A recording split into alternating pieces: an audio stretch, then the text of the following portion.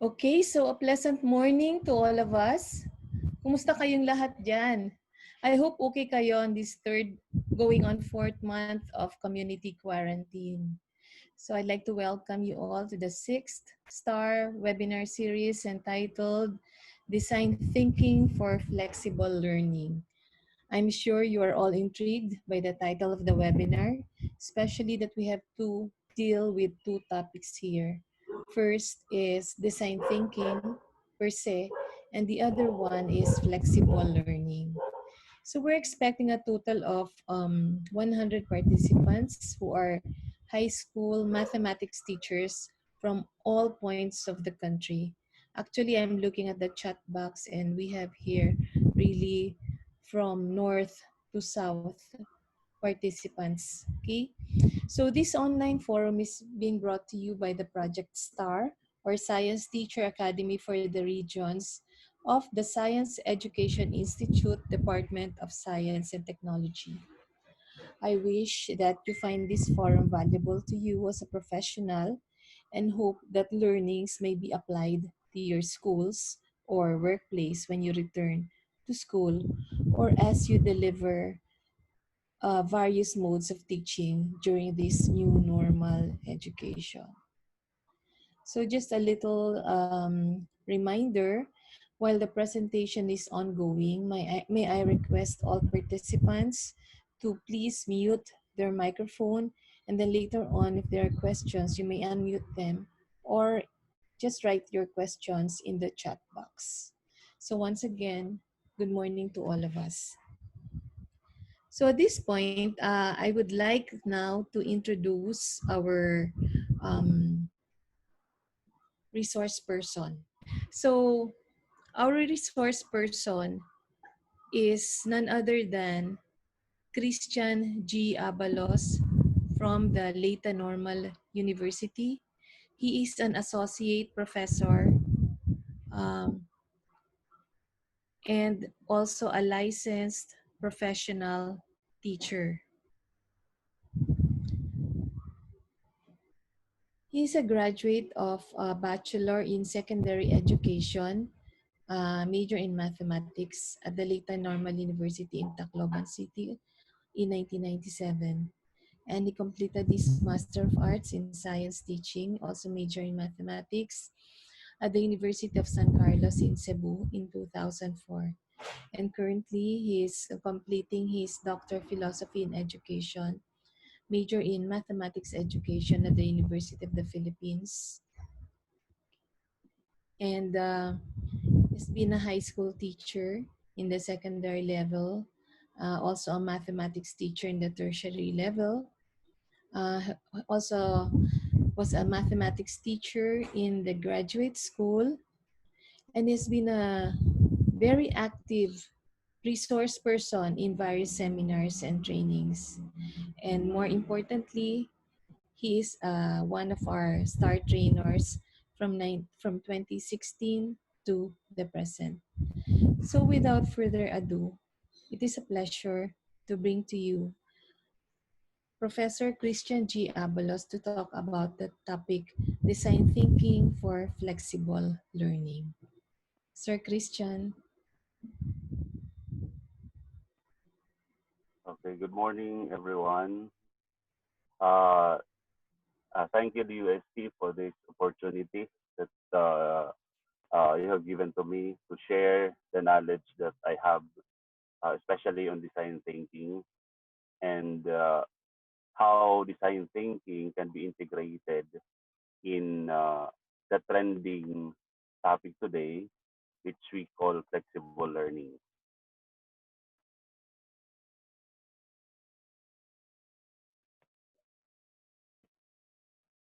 So let me start with my presentation.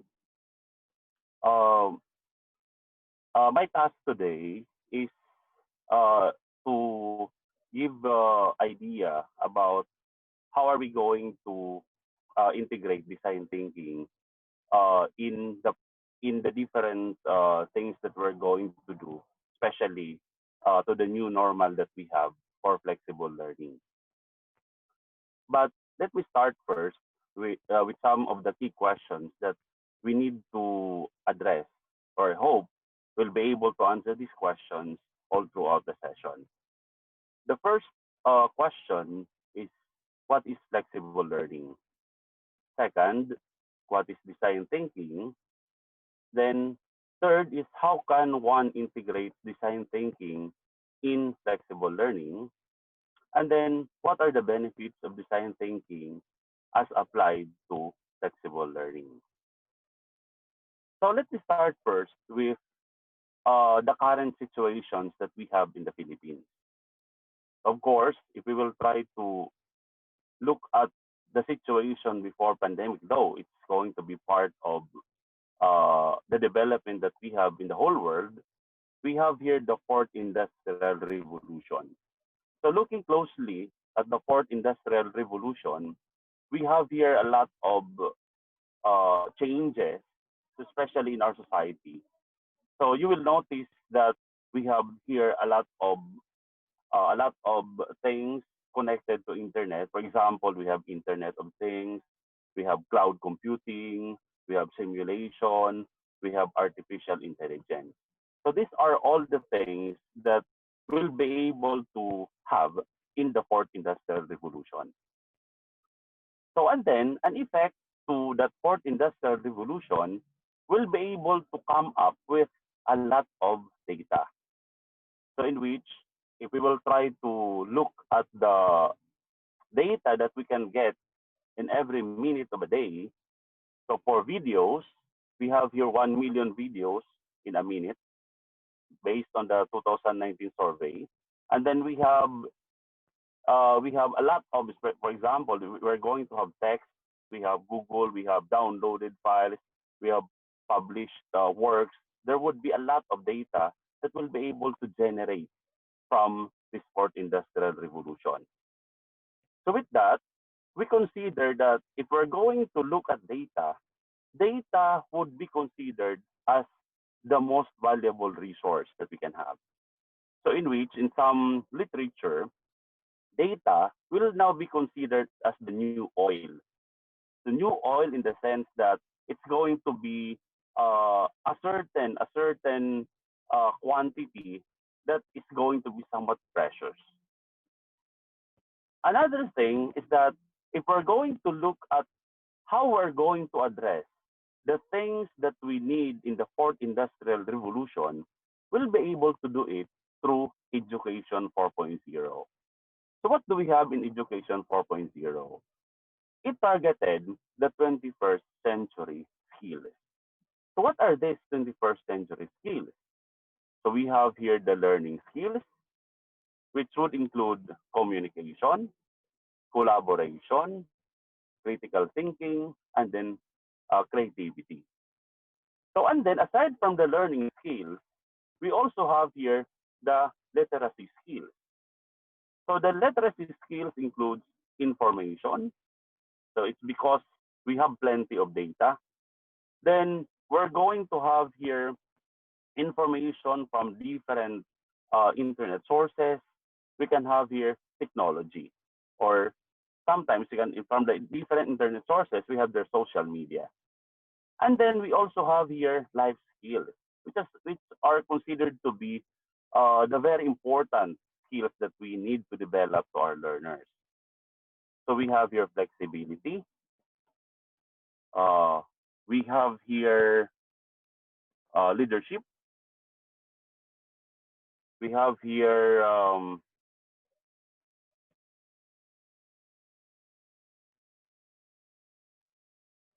initiative, social, and then productivity.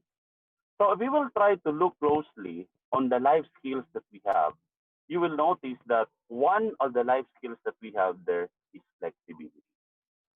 So our learners need to be flexible on the different changes that uh, will be happening to our environment and to our society. So what else do we have? The current situation that we have today would be the COVID-19 pandemic. So of course, there are a lot of effects, there are a lot of changes that happen in our society on how we deal with others, especially in education.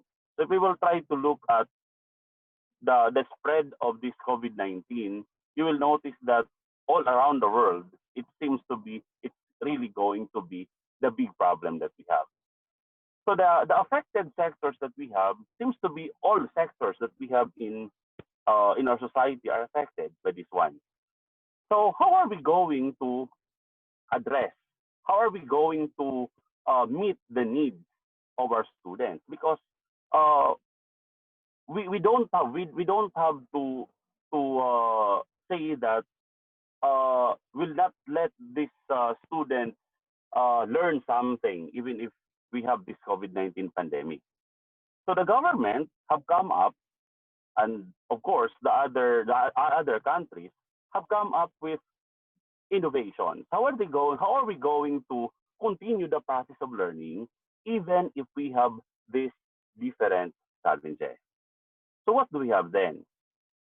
As an educator, what has to be done under these challenges to our society? Now, there is a trending word that we have today, and we call it to be flexible learning.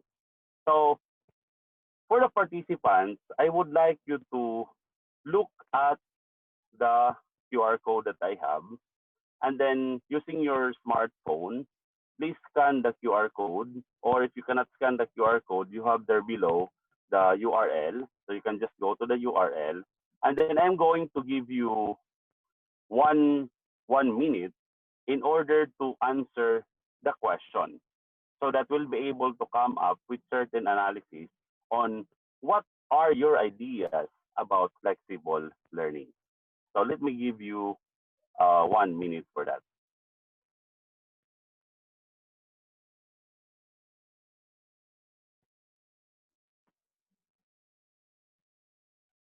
So I hope that participants have been able to go to that particular URL so that we'll be able to look into things on what do you have in your mind when we talk about flexible learning.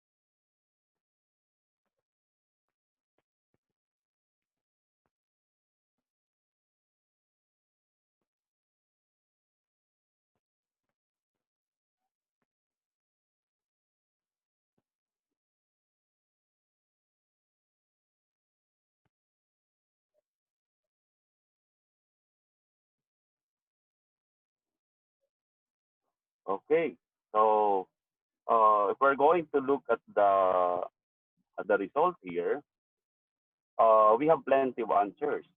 So others have come up with when we talk about flexible learning, we have freedom, we have easy learning, we have student centered, we have creativity. We also have here can adapt to changes. Then we can have here wired and non-wired. Then we have self-paced learning. Then we have adaptive. Then we also have resilient. Okay. So if we're going to look closely at the word cloud, the big word that we have there is on freedom. Okay. So what does it mean?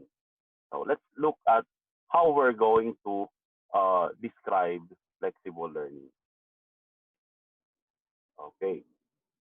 So flexible learning is enabling learners to learn when they want, how they want, and what they want. So it means that the idea that you have about flexible learning is that the learners has the ability to choose. They have the decision on what particular mode of delivery, what particular learning materials, what particular strategy that they're going to have in order to learn something. So in other words, when we talk about flexible learning is a is a certain learning in which it's going to address the needs of our students, and it's going to be very easy for them to uh, attain the objectives, the skills. So it's because they have their choice. So what are the things that uh, we need to consider, especially, for example, if we're going to have face-to-face, they say face-to-face. What are some limitations that we have for face-to-face? Sometimes we all know that learners are divergent. So it means that they have individual differences. So if we will try to have face-to-face, limitations may happen that it could be the teacher will be able to give exercises that may be good for some of the learners, but it might be other learners are not going to have the same perception about the mode of delivery, about the materials that will be given to them. So in order to come up with addressing the needs of the learners, even if we're going to have plenty of challenges that we have in our society, according to Brandy, 1994, though this is just going to be one of the descriptions that we can have for flexible learning is going to be the answer. Flexible learning is going to answer the needs that the learners have. So remember, when we talk about flexible learning, as described by Brandy, it's not limited to the idea that flexible learning is just going to happen online, because that would depend on the situation and then the needs of the student. So in other words, the claim that we had a while ago, if we're going to go back to the word cloud, flexible learning is going to be student centered. There is freedom on the students, okay? Because they have that uh, choice on what particular mode of delivery, on what particular material, on what particular type of type of learning that they have to dwell, so that be uh, it's going to be somewhat comfortable on their part. Though, of course, on the part of the school, part of the teacher, it's going to be challenging. So there are some aspects that we have to consider in flexible learning. So according to Hart in 2000, why is it going to be flexible learning? One aspect is going to be the flexible access. So it means that if we're going to have that flexible access, students, learners will be able to uh, do the process of learning even if they are not in the real classroom. So in other words, if we're going to have that flexible access in any place, they can continue the learning process. Another aspect is on the recognition of prior learning.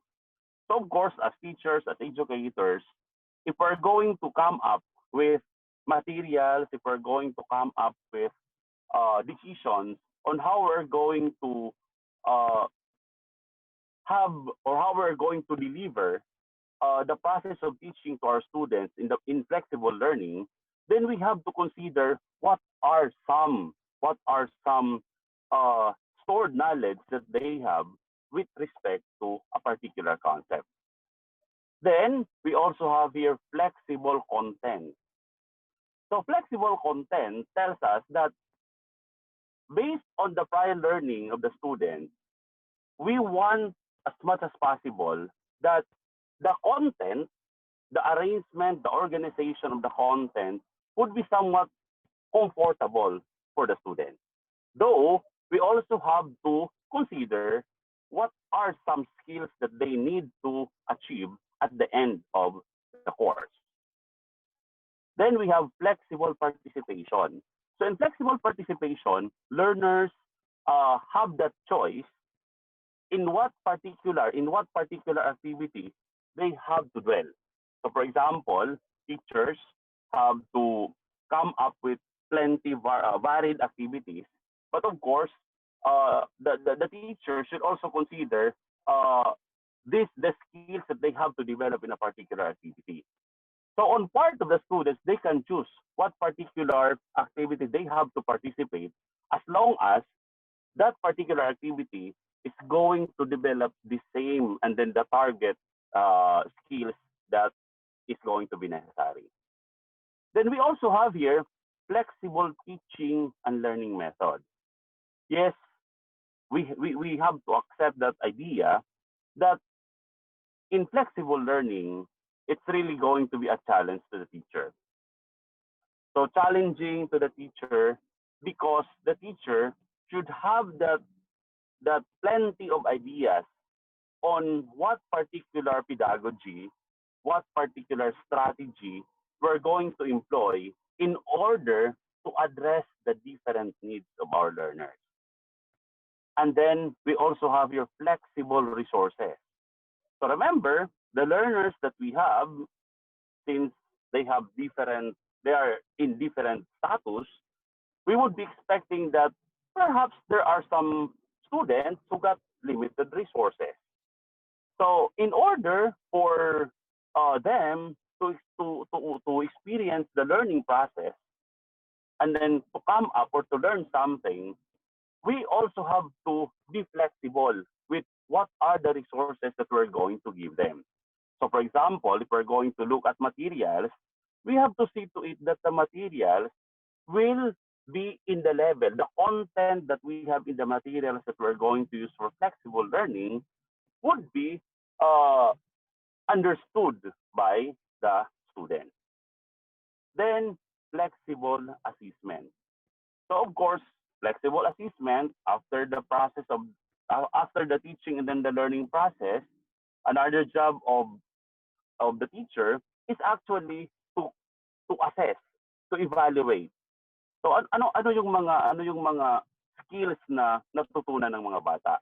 So of course, because of flexible learning, it's because of we come up with varied materials, there should also be a flexible assessment. So hindi lang isa yung i-consider natin kung paano natin iti-test, paano natin i-evaluate yung mga estudyante na kasali sa flexible learning. So at the same time, we're not just going to be concerned with assessment. Because sometimes if we're going to look at assessment, perhaps it's going to include the process of evaluating. But sometimes along the way, it is also very much necessary for us to monitor the learning process that is actually taking place on our students. So because if we're going to monitor with the monitoring that we can do in this particular learning process, along the way, we may address the needs of our learners as that particular student dwell on this different activity. So hindi mangyayari na yung needs ng bata o malalaman na lang natin yung needs ng bata pagkatapos na ng learning process. But it is also very important that along the way, we have to monitor. Ano ang nangyayari sa bata habang ginagawa niya yung mga activity na to? Ano yung nangyayari? Comfortable ba yung bata sa mga activities na to? Because if we can find things in which hindi nakakayanan ng bata, then we have to come up with solutions. How are we going to help the students? So it's because, for example, if we're going to look at resources, pag binigyan natin ang bata ng material, what if yung bata paulit-ulit niyang binabasa yung material, hindi pa rin niya makuha? So there's actually something that we need to do as educator in order to reinforce para naman yung bata matulungan paano siya makakapag-move forward. Okay. So this one is connected to the flexible assessment, it is very important, the one that we call ongoing evaluation. So according to Chen 2003, these aspects that we have in flexible learning comes with agreement, preconditions, and commitment of our learners.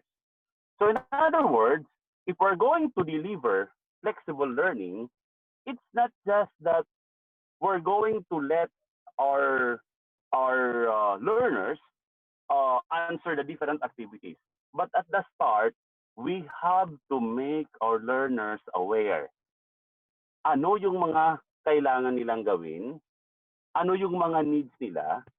Ano yung mga pwede nilang i-commit? So that along the way, magiging seryoso sila doon sa process of learning. So if we're not, as educator or as teacher, if we're not going to do it at the start when we apply or when we implement the process of flexible learning, perhaps baka sa gitna or sa huli, magkaroon tayo ng problema. So at least at the start, alam ng mga bata what are the expected things that they should have at the end of this particular activity, at the end of this lesson, at the end of this particular subject.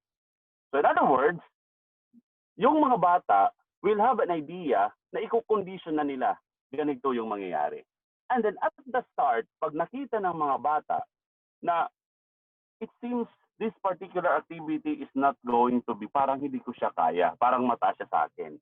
So at that point, si teacher, malalaman niya kaagad na itong bata, yung need niya ay kakaiba. So I have to give, I have to be flexible.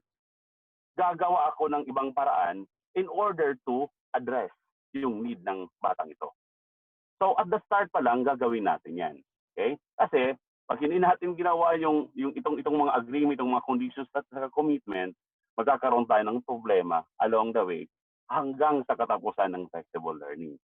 Kasi yung mangyayari dyan, these students, itong mga learners, pwede silang, for example, binigyan niyo sila ng mga material. Okay? So hindi sila aware kung ano mangyayari all throughout the period. So along the way, for example, may personal problem. May personal problem yung bata. So mangyayari diyan, hindi na siya makakapag-focus doon sa mga activities. So there should be, as educator, as teacher, there should be some provisions that we have to put in order to guide, even if the student or the learner will encounter some challenges along the way. So kaya sinasabi ko, ito talagang flexible learning, talagang challenging ito sa mga teacher. Challenging talaga ito sa mga teacher. Okay. Now, when we talk about flexible learning, management is going to be very important. So because if we're not going to plan out on how we're going to deliver in an efficient way flexible learning, then baka mamaya kahit saan ng lugar pupunta yung mga bata. Baka naman mamaya if we're not going to plan on how we're going to manage the delivery of flexible learning, baka iba naman yung makuha ng mga bata. So, what are the level of management that we have in flexible learning? So, it's going to be institutional management. So, institutional management actually lies on the schools. Okay? So, ito yung mangyayari kasi yung institution, as an institution, they have to accept na ito talaga yung nangyayari. And then, of course, as classroom teacher, for example, yung mga classroom teachers, yung gagawin natin is that we always have to wait. Anong mga support ang ibibigay ng school or ng administration in order to deliver the flexible learning. Another management is operational management. So operational management tells us paano gagawin yung flexible learning. So yung nangyayari dito, we actually have some misconception.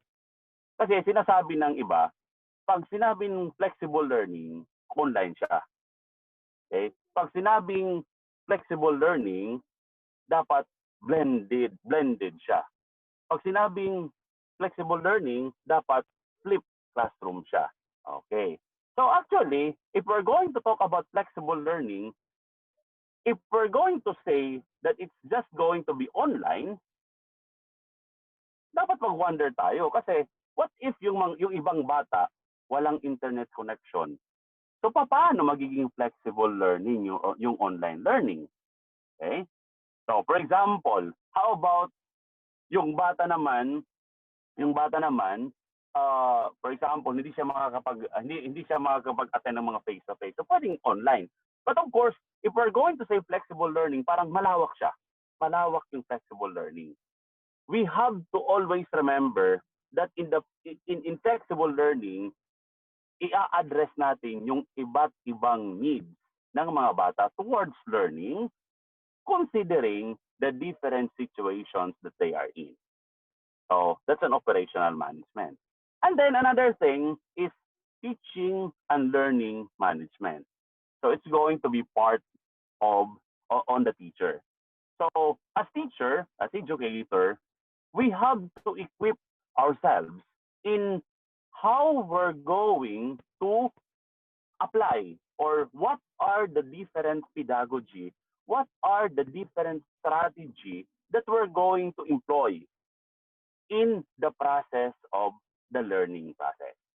So it's because, remember, if it's going, for example, if we're going to say that mag-online tayo, pag mag-online tayo, that's a different situation than the face-to-face.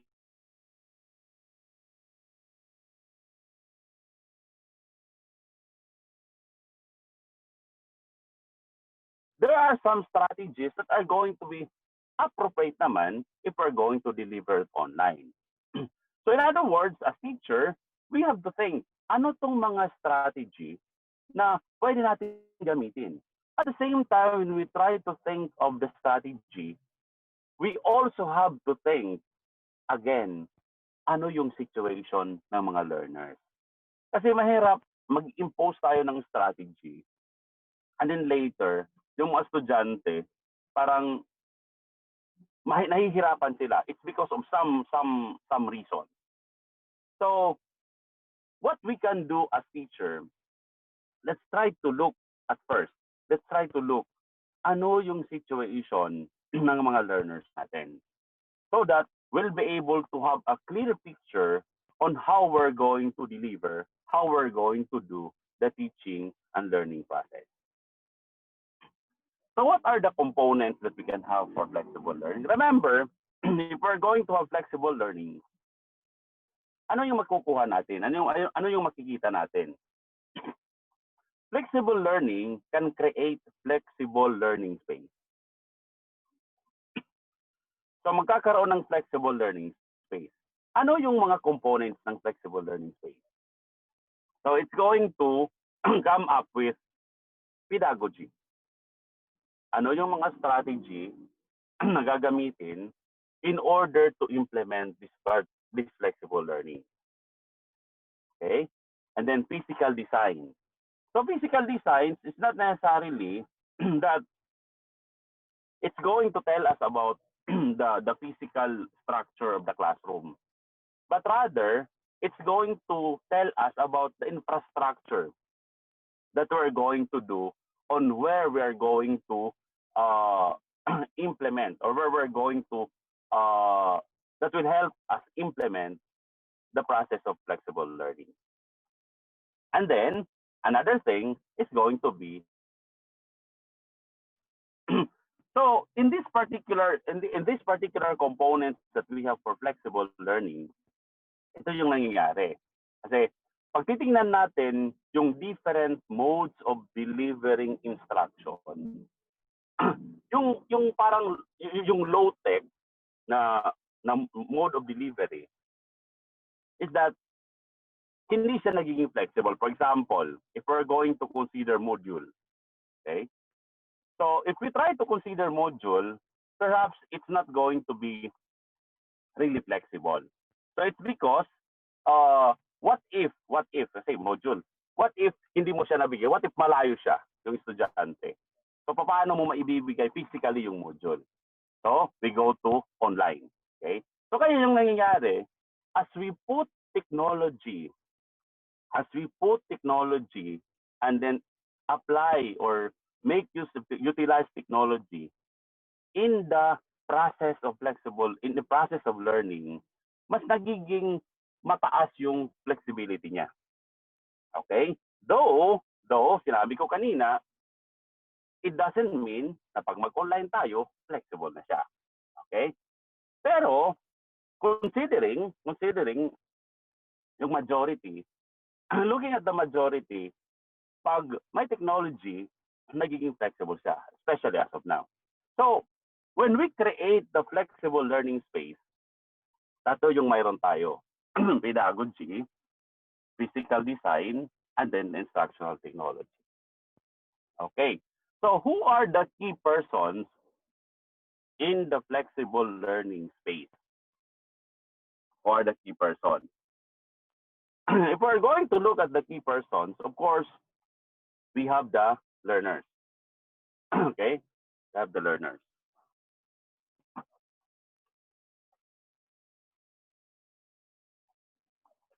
And then, the other key person, we have the parents.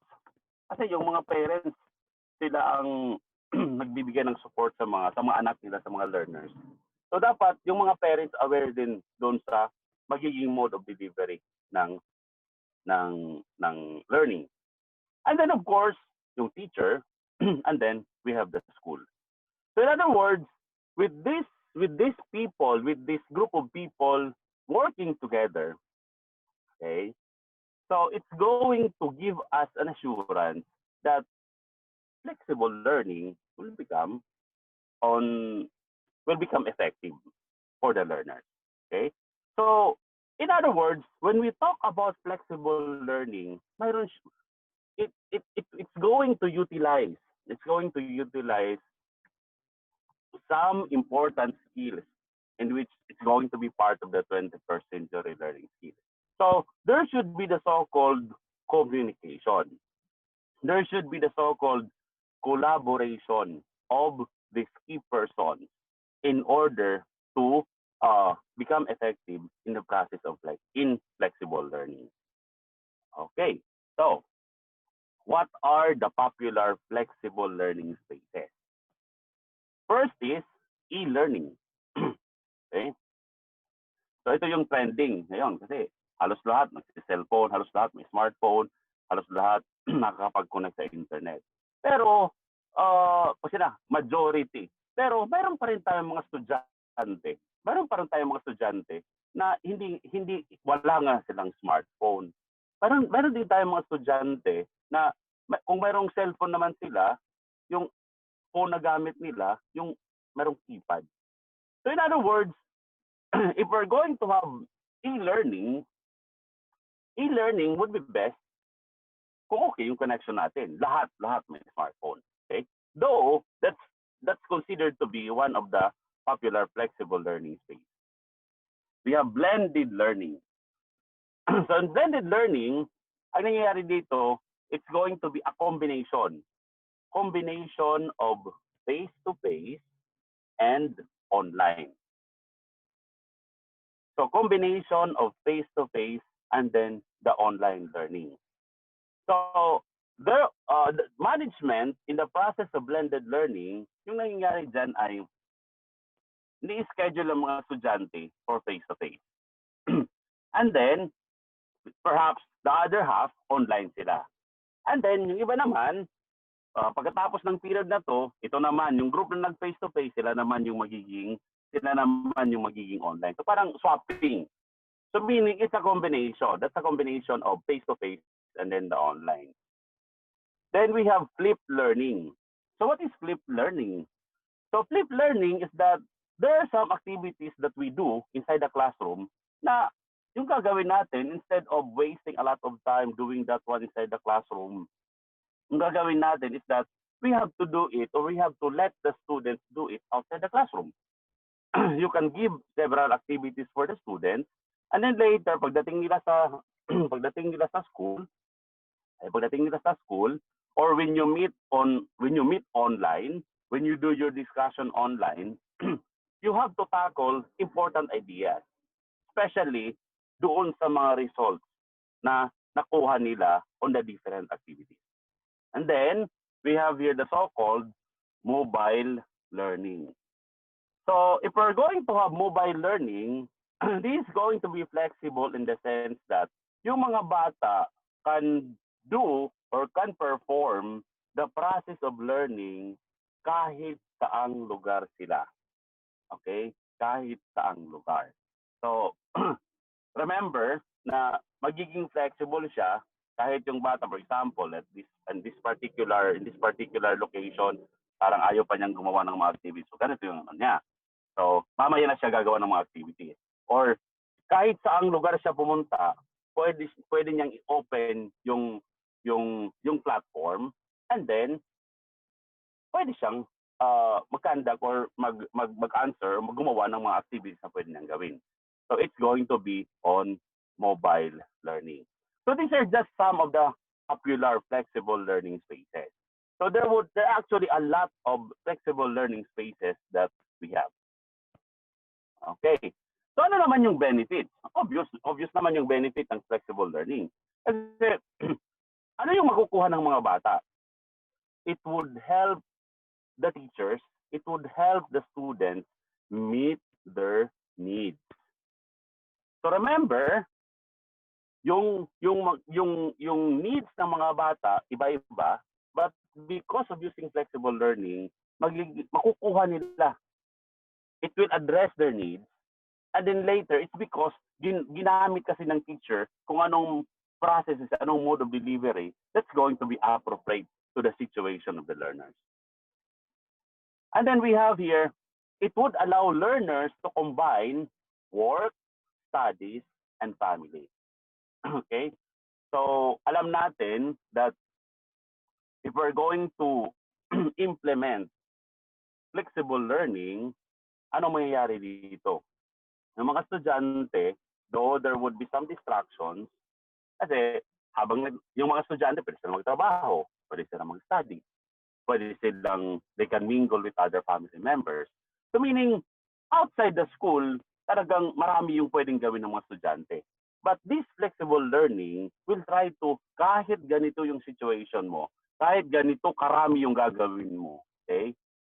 Through flexible learning, there's still a way that you can learn something, okay? Then we also have here, it enables students to develop skills and attributes to successfully adapt to change. Okay? So tama yung kanina, di ba? Doon sa word cloud natin, nakita nating yung mga estudyante is, or flexible learning is going to be a certain process of learning that would adapt to the several changes that happen today in a society. So, for example, hindi lang ina-address natin na yung flexible learning ba para lang sa problema natin kasi dito sa COVID-19. No. So it's because when we talk about flexible learning, di ba? Malalaman natin Pilipinas is in a particular location na minsan, hindi lang minsan, marami tayong bagyo, may mga earthquake, di ba? So you can just imagine, if this flexible learning that we have is actually going to be established, hindi lang natin magagamit yung flexible learning, during this COVID-19 pandemic. But we can also make use of flexible learning. For example, may mga suspension ng classes kasi may bagyo.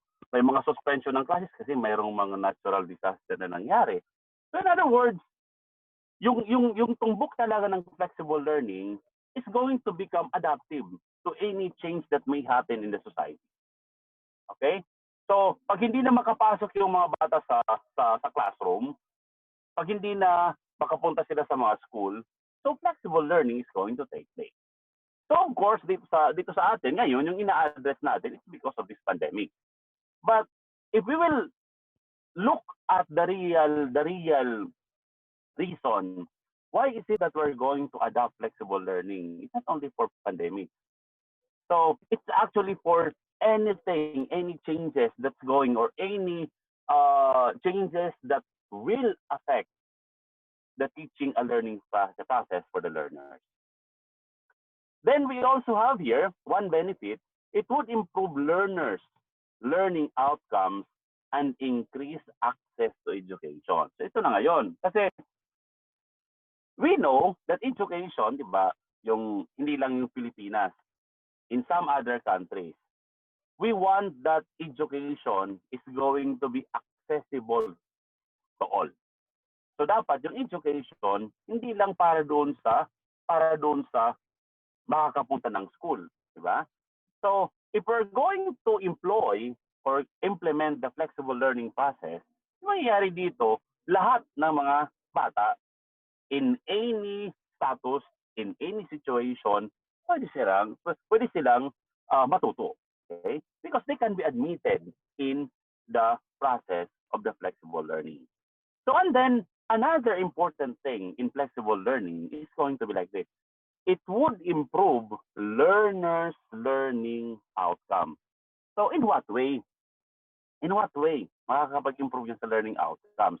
Remember, in some instances, if we're just going to stick with the activities that we do inside the classroom, yung mga bata, parang nagiging theoretical lang sila. Okay?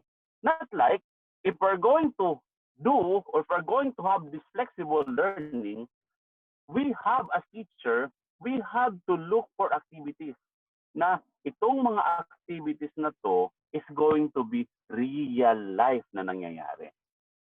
Okay? So that is why sa flexible learning, sometimes ano silang tinatawag na simulation. Simulation. Why simulation? So it's because you can, as teacher, we can give activities to the learners in which these activities ay talaga yung nangyayari sa paligid nila. Okay?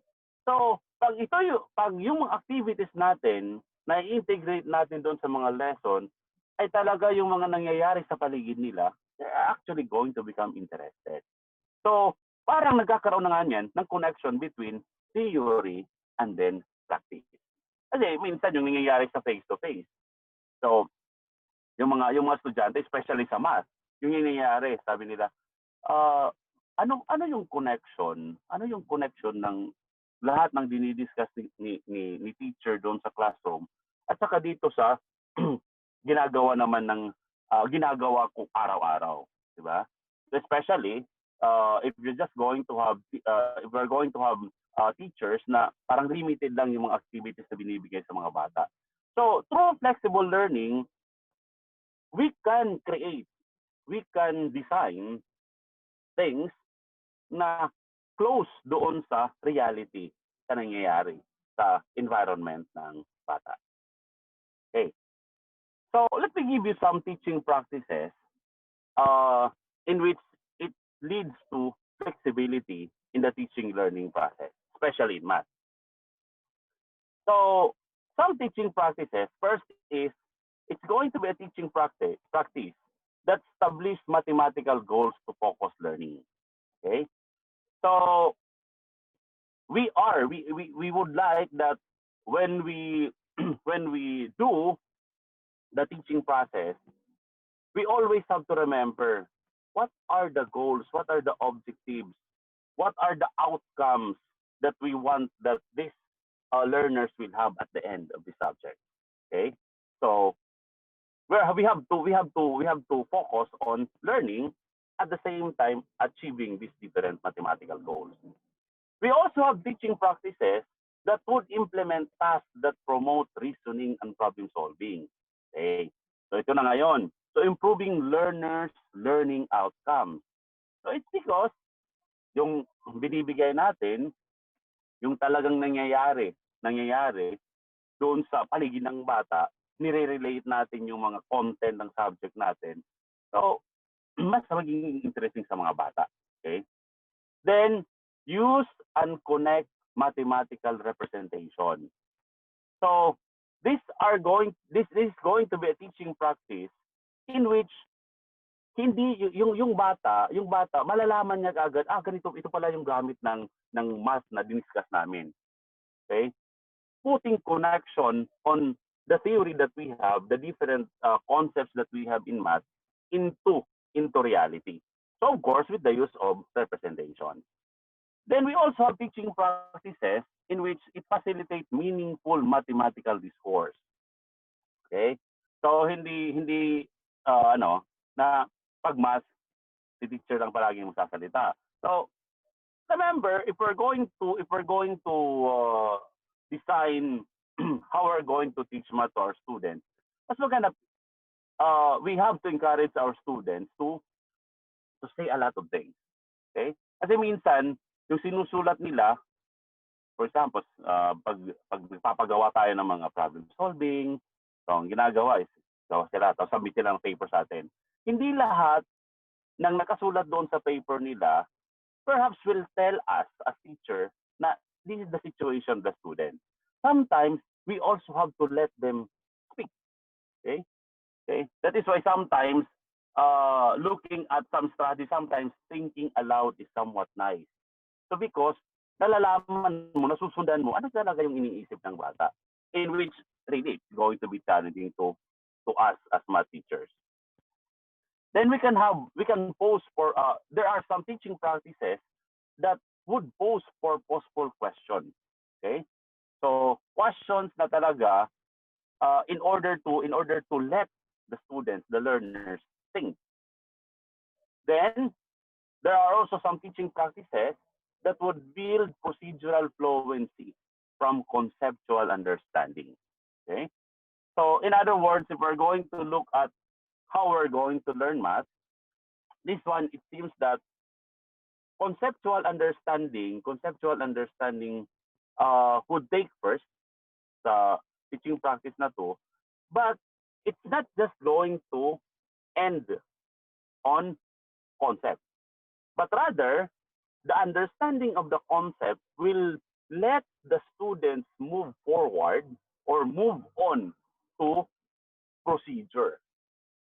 So in that sense, malalaman ng bata, pag ginawa niya to, ito yung solution niya, ginawa ko to, it's because of this one. So it's because nag-start siya doon sa conceptual understanding. Okay? And then there are also some teaching practices and teaching learning math that's going to be flexible that would support productive struggle in learning mathematics. So of course, yung teaching practice na to, it would include how are the math teachers, tayong mga math teacher, paano natin i-reinforce yung mga bata, kasi nagcha-challenge sila doon sa mga activity. So paano natin bibigyan ng mga activity na kung saan yung mga bata would feel comfortable doon sa kanilang ginagawa. So baka naman kasi, though yung, for example, sa module, baka yung activity, mataas siya. Okay? Mataas siya. Pero if we're going to start looking at the situation of our learners, perhaps we're not going to generate that one. So, pero as teacher, we also have to be prepared. Pag ganito yung mangyari, how are we going to support the struggle of our learners? So that at the end, they will be able to learn the concept. And then there are also some teaching practices that would elicit an use of evidence of student thinking. Okay? So remember, critical thinking, problem solving are going to be important skills that we need to develop to our learners. So mangyayari dito, as teacher, we really have to craft how are we going to design activities that's going to develop or that's going to give us evidences that these students have achieved critical thinking, have achieved problem solving, and some other mathematical skills that are very important. Okay. So, suggested strategies in flexible learning. So, alam na natin yung mga teaching practices. So, ano ko yung mga suggested strategies? First is, meron tayong tinatawag na cognitively demanding task. Okay, sa math yan. Okay? Then we have collaborative problem solving. So again, we are on we are on education 4.0 that's going to help us address our needs in the fourth industrial revolution. So, kailangan talaga natin yung 21st century learning skill. So, collaboration is very important there. Then we have concrete representational abstract. So, putting connection. So, itong strategy is going to start on concrete things, and then dahan-dahan nating gagawa tayo ng mga representation, and then later, abstract na siya. So in other words, malalaman talaga ng bata nga, ito pala yung nangyari. Concrete siya. Ito pala yung magiging, ito pala yung parang the concept na mas naiintindihan kasi yung mga bata mas from concrete. Kung mag-start tayo ng concrete, mas malinaw sa kanila instead of we have to start on abstract. Okay? So this is going to be a strategy from concrete, representational, and then abstract. Then we have creating visual representations. We all know this one. We have cumulative review. Okay? We have direct instruction. So ano itong direct instruction? Direct instruction could be looking for pattern or problem structures. Or you can let them make use of choosing what are some appropriate problem-solving strategy. And then another strategy that's also good is going to be the error analysis. Diba? Alam natin, mga bata. Minsan yung mga bata, alam nila yung theory. Alam nila mag-solve ng ganito. But if you're sometimes, pag magbigay ka ng solution, and then itong solution ay mayroong mali doon, and then you let them identify ano ba yung mali dyan sa solution. So sometimes makukuha nila doon sa theory, ganito lang siya. Pero if you let them analyze error, parang nahihirapan sila. So it's because error analysis is going to be a different level. It's going to be a different level. It's going to require a different level of understanding. So, mas mataas ang level if you can identify errors, of course. So, because if you're going to identify error, alam mo kung anong tama. Kasi nalalaman mo kung anong error, ano yung mali doon. Okay? So, that will also help. That's the strategy for flexible learning in math. Explaining their thinking. So, this is thinking aloud. Okay? Guided inquiry. Kadalasang ginagawa natin to. Okay? Tinatanong natin yung mga bata until such time na ililid natin sila doon sa sagot, doon sa expected answer.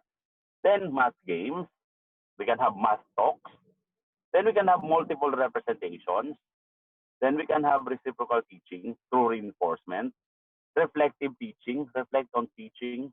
Okay? So these are just going to be some suggested strategies. So though marami pa yung mga strategies na pwede nating magamit in teaching mathematics that is going to be in the context of flexible learning. Okay. So in flexible learning, the primary focus is on designing and managing the activities of the learners instead of content. Okay? So meaning, yung primary focus natin when this flexible learning happens, we have to start at ano yung situation ng mga learner natin. Okay? So, kanina, di ba, meron tayo doon flexible content. So meaning, depending on the situation of our learner, the content can be flexible. Okay? Pero, of course, we have to always remember ano yung outcome na dapat nilang makuha. So meaning, pwede silang magkaroon ng ganitong mga activities, pero kahit yung mga estudyante, iba-iba yung mga activities nila, iba-iba yung binigay natin, pero iisa lang yung tutumbuging outcome. Pare-pareho yung outcome na dapat makuha nila. Okay. Now, to be effective in flexible learning, learning needs more attention in the design phase. Okay? Design phase. So bakit naman? Kasi pag if we're going to implement the flexible learning, it's going to involve us in thinking more about what our learners are going to do. And then what are the possibilities open to them which we might provide. So, in other words, ito yung magbibigay sa atin ng ideas, ano yung mga strategy, papaano natin i-deliver yung teaching and learning process. So what I'm trying to emphasize for this particular context is that when we think of flexible learning, we have to be careful in the planning phase. So dapat iplaplano natin siya ng maigi. So hindi lang basta-basta na naisipan natin flexible learning agad. So hindi lang ganyan.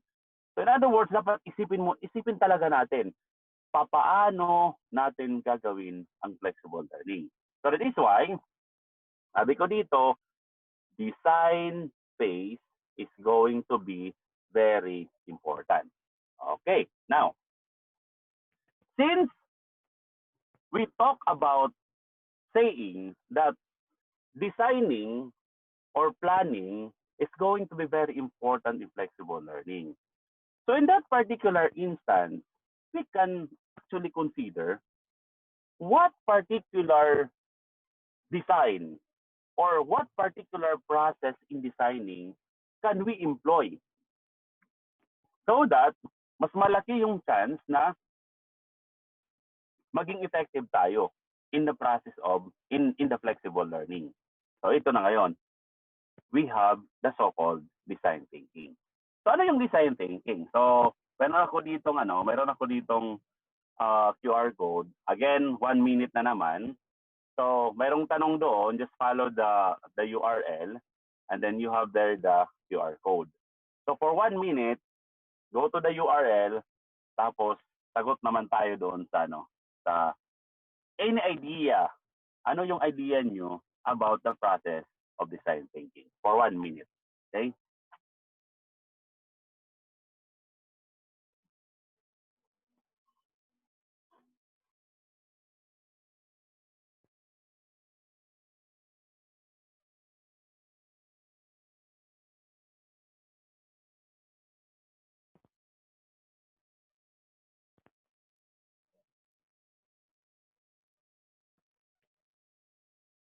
Okay, so tingnan natin yung mga sagot dito.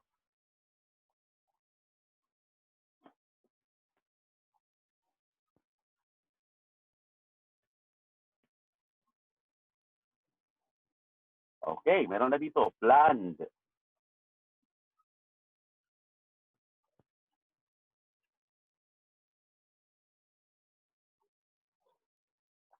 So we have framework, innovation. Ano pa?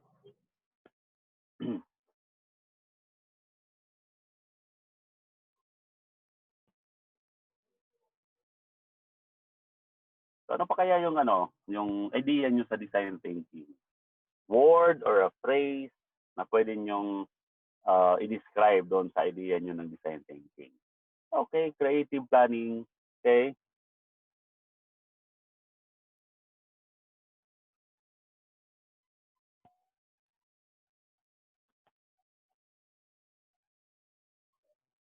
Ano pa? Empathy. Yes, empathy. Correct. Solving a problem. Correct. Innovation. Correct. So we have okay. Innovative solution. Innovative solution. Solving a problem. Development.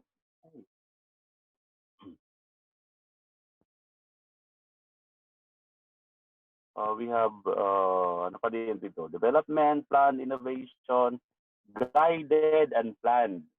Yes.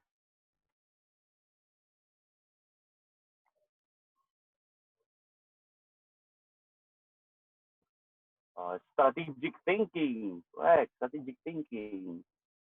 So there are a lot of things that we can have for this. So looking at what is design thinking based on your answers, yes, it's a framework. Yung malaki doon is framework siya. So in which it it's going to be a way of thinking. So dito meron tayo way of thinking. Okay, way of thinking. Now,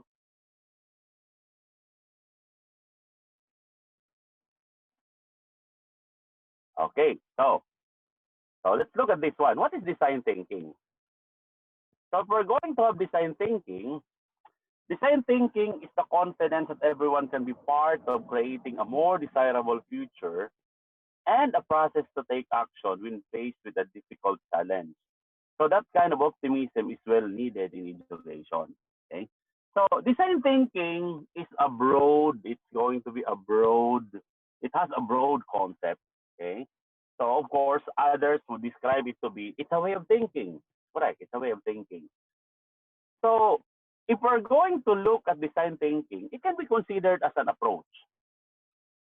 So design thinking is an approach because design thinking is a mindset and approach to learning, collaboration, and problem solving. Okay, that's why it's an approach, and that tends also to develop and target the 21st century learning skills. So, considering this one to be an approach, it affirms empathy, curiosity, constructiveness, and continuous iteration. Now, others are are saying that design thinking is a process. Yes, it's a process. It's going to be a structured approach in identifying challenges, gathering information, generating potential solutions, refining ideas, and testing solutions. Okay. So, design thinking, approach siya. Design thinking, process naman siya. So, in design thinking, ano tong mga major theories na to? Sinong mga major theories ng design thinking? We have John Dewey's theory of inquiry. We have Herbert Simon, the science of the artificial. Donald Schoen, the reflective practitioners. Okay? Nigel Cruz, we have designerly ways of thinking. So because itong mga theories of design thinking, itong si Herbert Simon, nasabi niya, to design is to devise courses of action aim at changing existing situation into preferred one. So, titingnan natin yung situation ngayon, new normal tayo. So, yung gagawin natin is, hindi na parang sinasabi natin na yung ginagawa natin nung una, nang wala pang pandemic, hindi na natin pwedeng magawa ngayon. So that is why, what are we going to do? We have to design course of action in which itong course of action will still ma-attain natin yung mga objective natin, in which it's still going to address the needs that we have, okay, especially for our learners. So according to Donald Schoen, we have educating the reflective practitioner. To design is to discover a framework of meaning in an indeterminate situation through practical operations in the situation. So in other words, practicality is being part of design thinking. Kasi kung ano yung problema mo, kung ano yung ang problema, yun ang i-address ng design thinking. Okay? So according to Nigel Cruz, designerly ways of knowing, design methodology should include how designers work and think. So actually, in the process of design thinking, itong design thinking, nag-start siya doon sa paggawa ng mga product.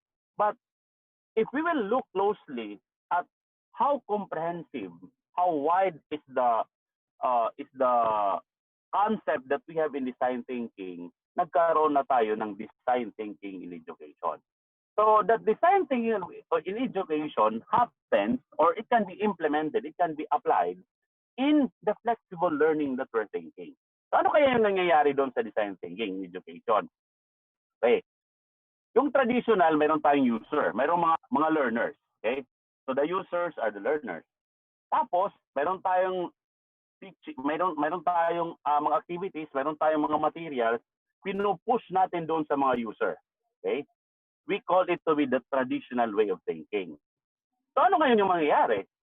So if we're going to implement the design thinking process, ito ngayon yung mangyayari. Mayroon tayong mga material, pero yung basis natin in order to craft this material, in order to craft this learning process, we have to consider the situation of our users. So in other words, baliktad siya.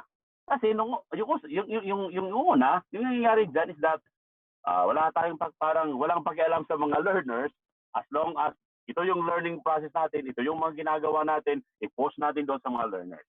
Pero ngayon, because of flexible learning, yung gagawin natin is, mayroon tayong mga learners, we look at the situation of the learners, ano yung magagawa natin ng mga product that's going to address the needs of our learners.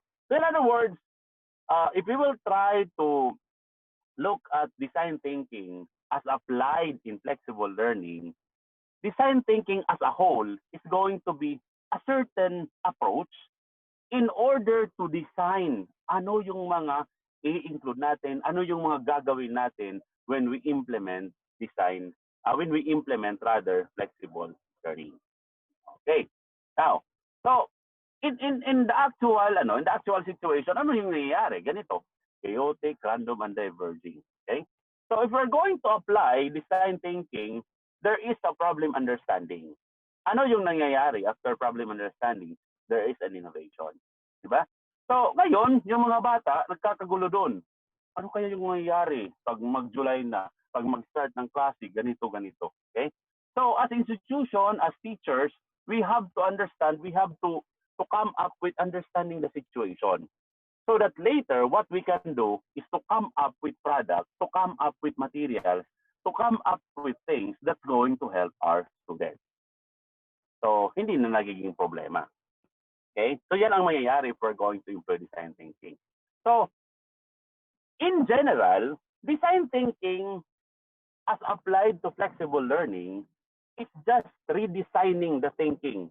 Paano natin i-implement yung flexible learning. Okay?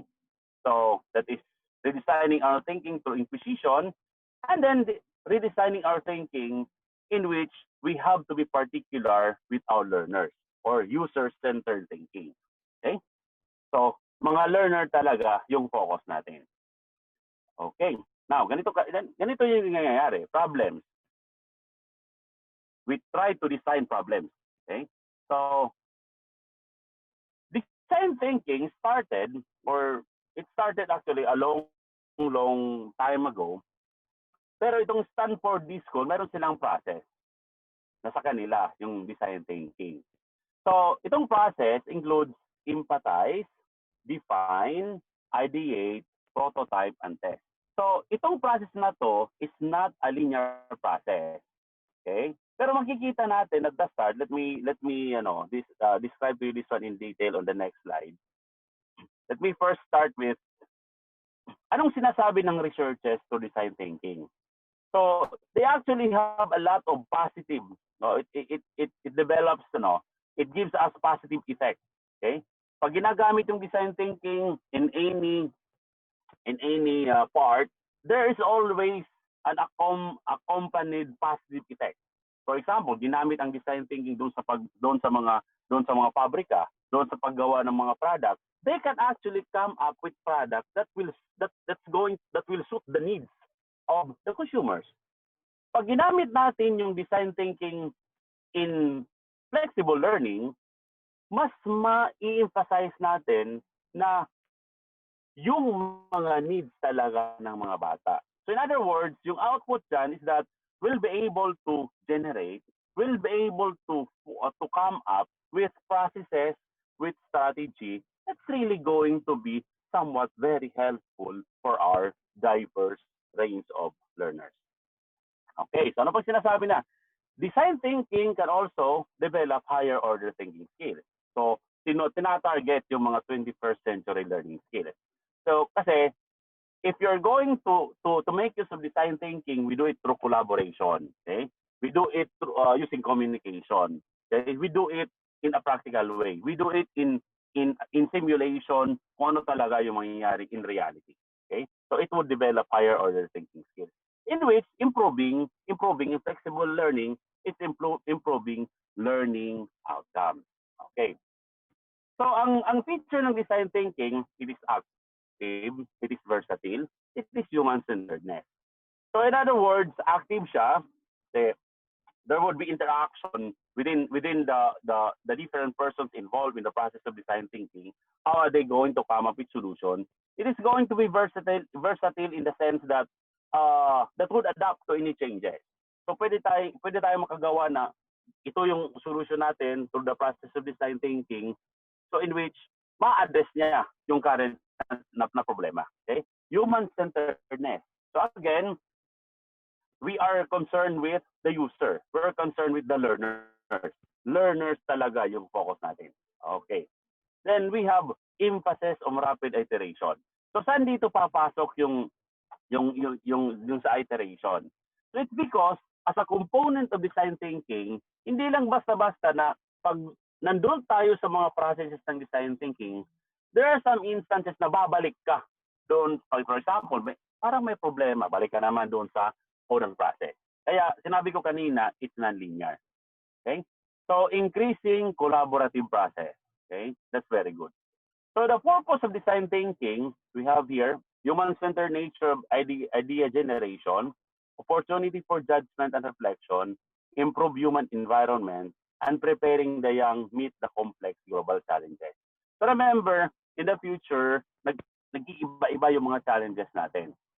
So kaya, design thinking is going to be in time na itong si design thinking, gamitin natin in order to address the problems, that we're going to have the existing problems, or we can also consider ano pa kaya yung mga challenges na darating in the future.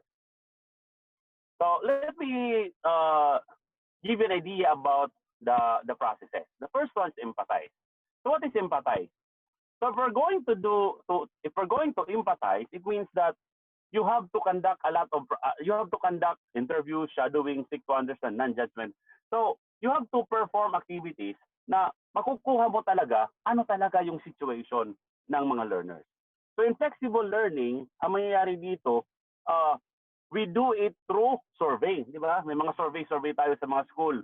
So it's because we want to determine ano ba talaga yung current situation ng mga learners natin. So we are empathizing. Next is, when we have already the result of the surveys, anong gagawin natin? We have here, define. So, iniisip natin flexible learning siya. When we define, considering these things, considering itong mga situation, itong mga needs ng mga bata, ano yung pwede nating mga objectives, ano yung pwede nating goal na pwedeng later it's going to address the needs of our learners. Okay? So it's on the defined process. And then ideate will be able to, as a group, kasi pag mag-isip tayo ng flexible learning, then we apply design thinking, hindi naman na pwede yan na isa ka lang na mag-iisip niyan, di ba? So as a group of teachers, collaboration, we collaborate with other teachers. If it's possible na we collaborate outside of our schools, that would be better. So we try to share ideas. Ano yung mga idea na pwede nating makuha? What if ganito siya? Okay? So from the point of view that we have generated in the defined stage, anong idea, anong mga practical ideas na makukuha natin na talaga yung tumbok is to solve the existing problem. Okay? So, and then we have prototype. So what is prototype now? It is with the use of storyboards, okay? Or some other things, okay? So, pag sinabi nating prototype, say for example, naisip natin, gawa tayo ng module. Oh, pag gawa tayo ng module, ano ba yung module? Digital module o yung print na module, di ba? So pag gumawa tayo ng module, depende naman yun sa depende yun sa mga situations ng mga learners natin. So what we can do is we can create a prototype. Parang ano siya, it's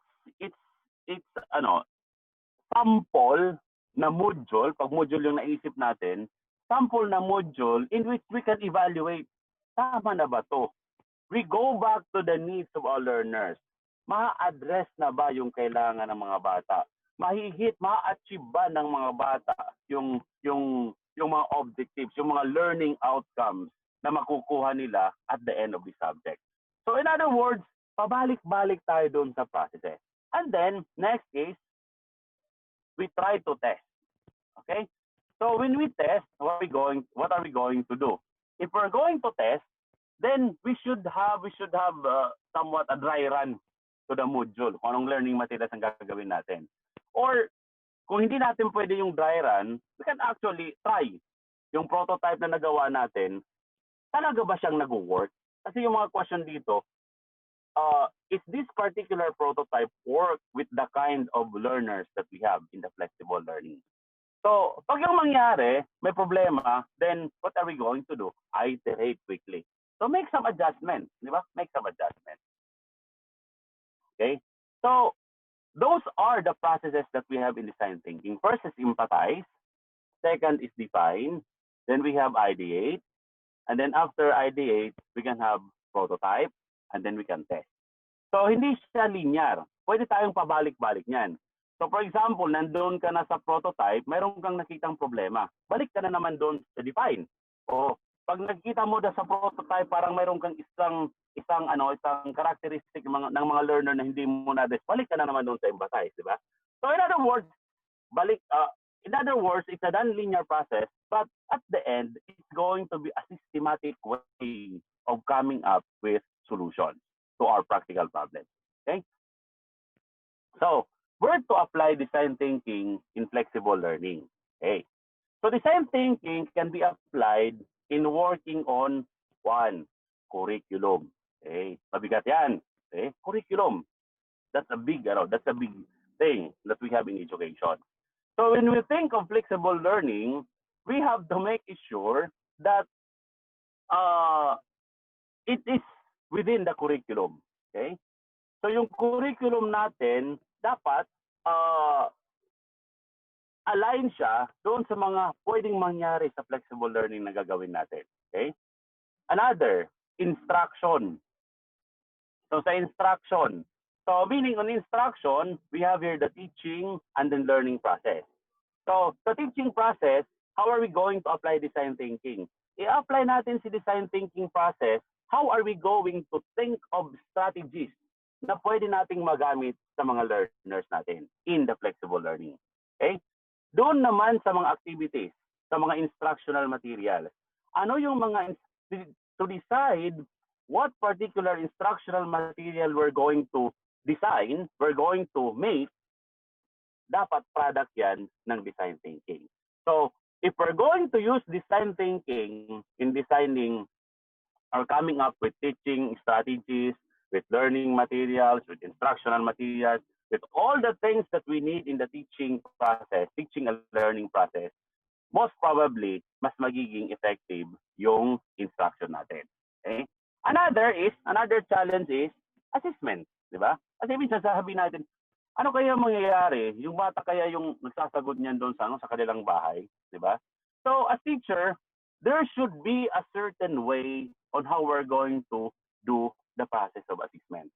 So meaning, talagang we also have to plan paano natin gagawin yung assessment. Yung assessment doon sa learnings ng mga bata. So in assessment, there are a lot of ways on how we're going to assess the student.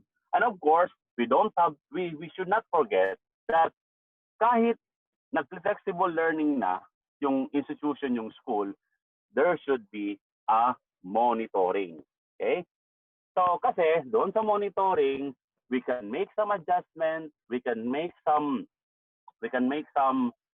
strategies on some problems that may arise along the way when we try to apply the flexible learning. So meaning these are the three important aspects in which we can apply design thinking: curriculum, instruction, and then assessment. And then we have another one, professional development. So what is professional development? It's on the side of our teachers. So we can also do design thinking on how we're going to come up with trainings that's going to equip and help our teachers solve and then come up with solutions to the different challenges that they're going to have in flexible learning. Okay. So actually, if we will look at flexible learning, there is a particular theory that is attached to flexible learning. That is going to be experiential learning theory. So if we're going to look at the slide here, looking at the processes seems to be similar to the process that we can have in design thinking. Okay? So anong gagawin natin dito? Ito yung nangyayari, itong experiential learning cycle, ito yung nangyayari doon sa flexible learning. So what are we going to do? We need to redesign our thinking. Okay? So you will notice activity 1, experience, next is reflecting, generalizing and abstracting, transfer, and then experience and balik-balik siya. So there is an iteration. In other words, if we will try to embed design thinking in the experiential learning cycle, then the more will be able to be successful, or that will be able to help our learners achieve the different learning outcomes. Okay? So and then in DepEd also, we have the so-called 4A's. So in 4A's, stage 1 is activity, stage 2 is analysis, stage 3 is abstraction, stage 4 is application. So this one is very much popular if we're going to design learning materials. So when we design learning materials, it would be better if we're going to follow this particular cycle. So at the start, you're going to provide learning experience to the learners by giving them activity. Okay? And then stage 2, analysis, you try to link new knowledge and skills to existing experience. And then in stage 3, generalizing new skills. And then stage 4, application or practical application of new knowledge. But it doesn't mean na after stage 4, mag-stop na tayo. Remember, in stage 4, meron tayong makikitang, especially in math, okay? We can actually, as we look at the arrangement of the topics that we have in math, related yon. Diba? Related yon.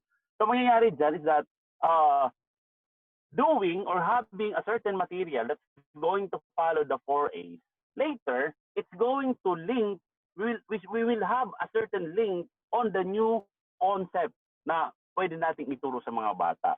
So in other words, ang mangyayari, yung 4A's natin would be a cycle. Pero on different level of complexity, depending on doon sa content ng math. Okay? And then, it's just going to be redesigning our thinking. Anong mangyayari ngayon na? So we will try to employ design thinking in flexible learning. Ganito na yan. First, empathize. So when we empathize, we develop a deep understanding of the challenge. Okay? So sa flexible learning, ang basis natin, we have to empathize doon sa situation ng mga learners natin. Ano yung current situation nila ngayon na pwedeng maging sagabal doon sa learning process? Then we try to define. We want to articulate the problem we want to solve.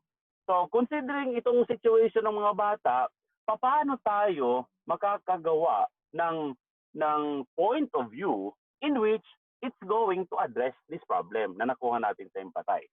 On ideate part, we have brainstorm, potential solution, select and develop your solution. So this is now the part where we're going to collaborate and then come up with the solution, but still going to be an idea. And then in the prototype, pag ganito yung idea natin sa solution, gawin nga natin. Gawa tayo ng prototype. Pag ginawa natin to, ganito siya. So in that particular instance, malalaman natin ano yung mga lapses doon sa magiging solution natin. Kasi nakikita na natin yung sample. Okay? Now, after having that sample, that prototype, then we go to test. So in testing, again, magkakaroon na naman tayo ng iba't ibang idea. Ano yung kulang dito? Ano yung pwede nating improve? So again, you go back na naman to the other previous processes. So I am presenting this one to everyone. It's to come up or to contextualize design thinking as we apply that one to flexible learning. So research findings on effects of design thinking in education. One, Design thinking enhances classroom instruction.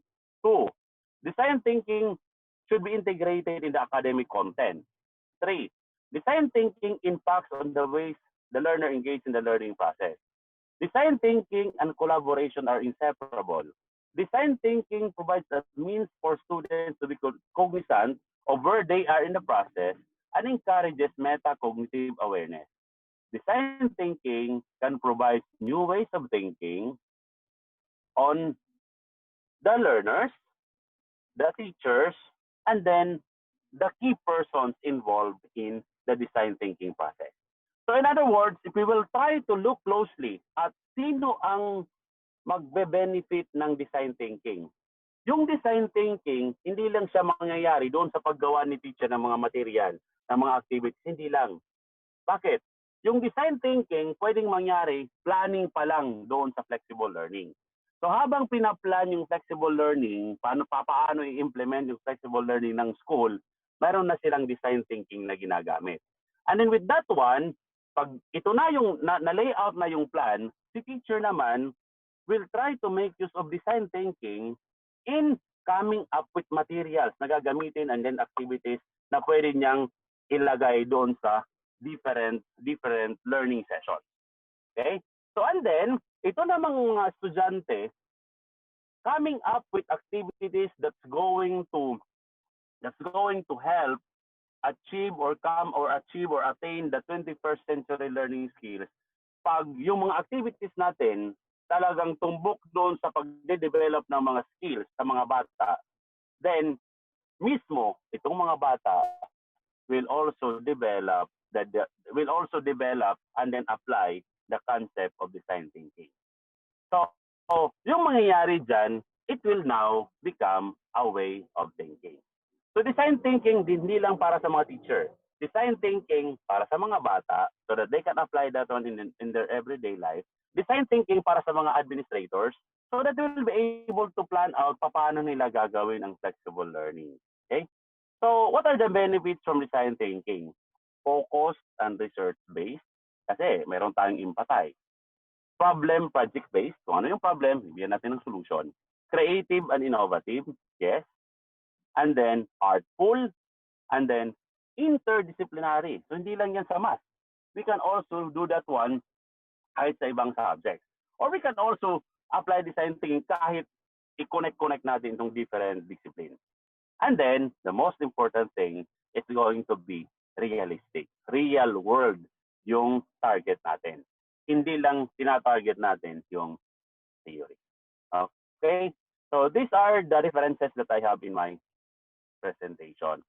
So I hope that I have given or I have shared the little knowledge that I have for design thinking, and then how can we apply design thinking in the implementation of flexible learning. So that's all. Thank you everyone for listening.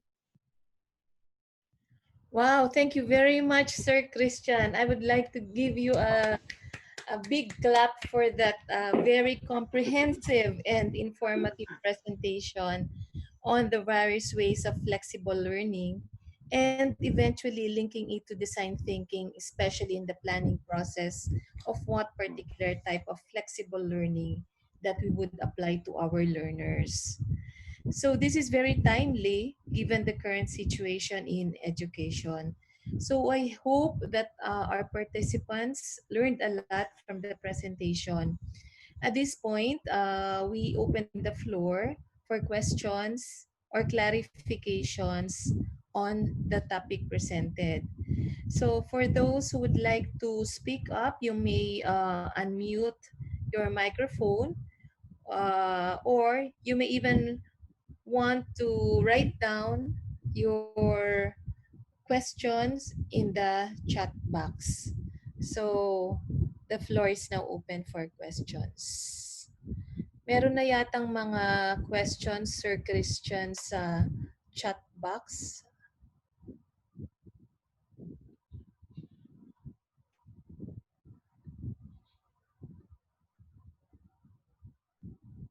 Wala pa naman. Wala pa naman. Wala pa naman. Okay, so questions? na ano yata sila, sir, na they are still in awe sa ano sa presentation, or they are still digesting yung mga information na nabanggit kanina. Okay, so mga ano lang ang nasa chat box, mga ano lang, very informative. Ayan, there's Doon, one mayroong isa, question, ma'am. sir. You might want to read it na, sir. Okay, okay. We have here one question from Christian Basilio. Kayo. Sir, yung question ni Sir Christian, how can we assess our students po during flexible learning? Like, graded po ba yung mga activities na sinagot nila? Bakit po kasi yung mga parents lang nila ang sumagot? Thanks po. Okay, thank you, Sir Christian Basilio, for the question. Truly, it's really a challenge for the teachers on how we're going to assess learnings, or how are we going to assess our students in the flexible learning. It's because if we will try to look at, kasi yung tanong dito is that yung mga activities ba graded? Actually, in assessment, di ba, as teachers, alam natin sa assessment, meron tayong tinatawag na formative assessment, meron tayong tinatawag na summative assessment. So, sa formative assessment, just to differentiate the two, sa formative assessment, parang ito yung mga activities na ginagamit lang natin on how we're going to determine na natututo talaga yung mga bata. At saka para malaman natin saan ba yung mga bata at this point in time in the learning process.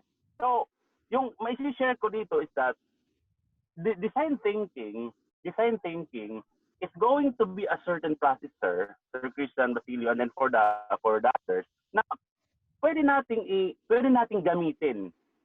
'Di ba, alam na natin ano yung mga limitations, ano yung hindi natin as teacher na hindi natin pwedeng magawa sa flexible learning, kasi hindi naman natin sila makikita every time na ginagawa nila yung mga activities, kasi yung kinatatakutan natin, what if yung mga parents yung sasagot sa mga activities.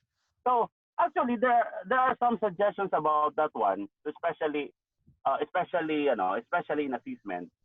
Yung ginagawa naman ng ibang teacher is that they try to have a certain evaluation, parang evaluation in which dinidesign nila yung mga questions na talaga magiging authentic yung pagsagot ng mga bata through the experience ng mga bata on the learning process.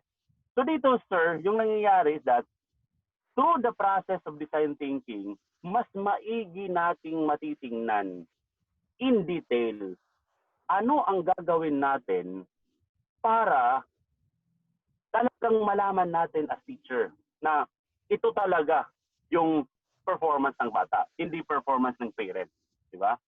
So, gagamitan natin ng design thinking in order to craft a certain assessment.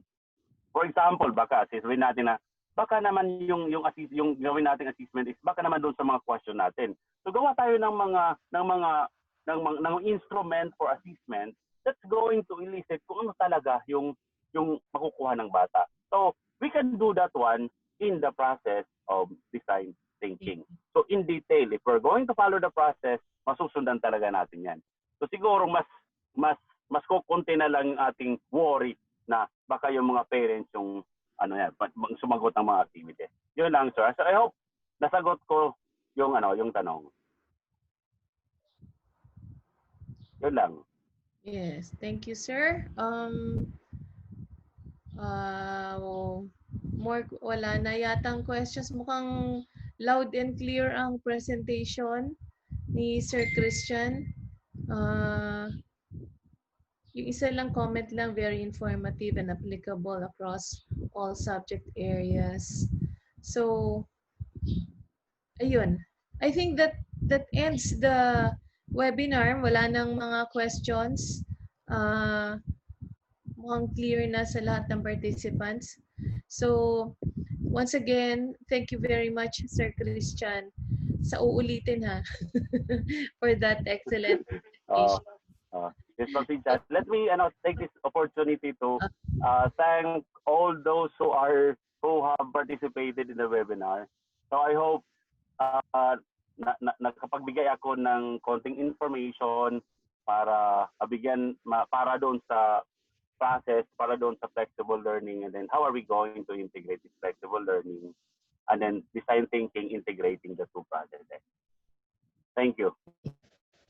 Okay, so thank you, sir.